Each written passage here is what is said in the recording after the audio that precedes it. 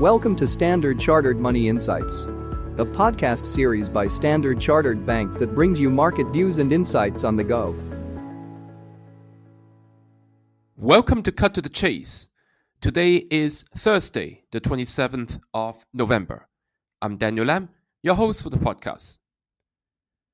Today, I want to discuss US equities, but in a manner that is somewhat different from what you're used to hearing from me.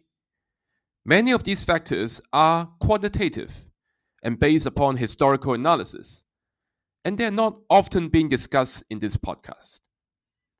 So first of all, I want to discuss the factors acting against US equities. The number one factor, which is common across most of the analysis, is the high valuation. Now, at the recent market high, towards the end of October, the S&P 500 was trading at a 43% premium to its 20-year average of the 12-month forward PE ratio, while the info tech sector traded at a 72% premium. As of the end of last week, these valuations shrank to 31% and 44% respectively, but that's still expensive. Now, the second factor is the elevated Warren Buffett indicator. So what is this? Well, it is the market value of S&P 500 companies versus the US nominal GDP.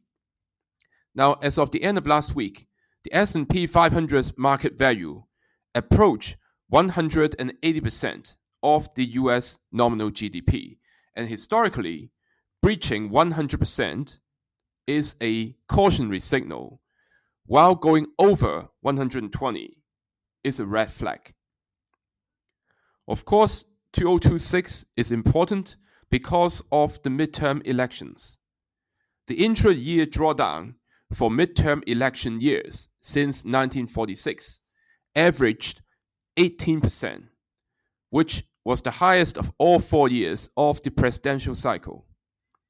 In addition, the S&P 500 experienced the weakest average annual price gain at only 3.8% and rose in price only 55% of the time, versus an average gain of 10.8% and 76% frequency of advance for the other 3 years.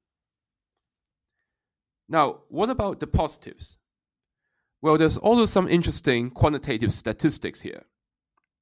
There is the muted post-correction declines. So what do I mean by that? Well, we're looking at how the declines do after the correction.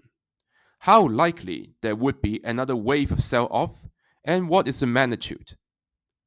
Of the 16 times since World War II that the S&P 500 fell from 14% to 23%, which was 5 percentage points on either side of the correction seen in 2025.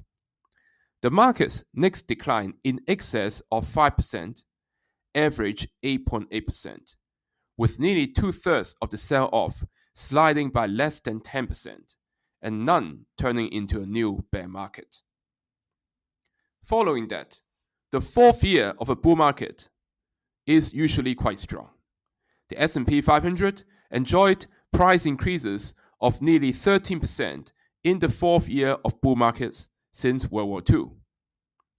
Finally, the markets also do well in the second year of Fed rate cuts.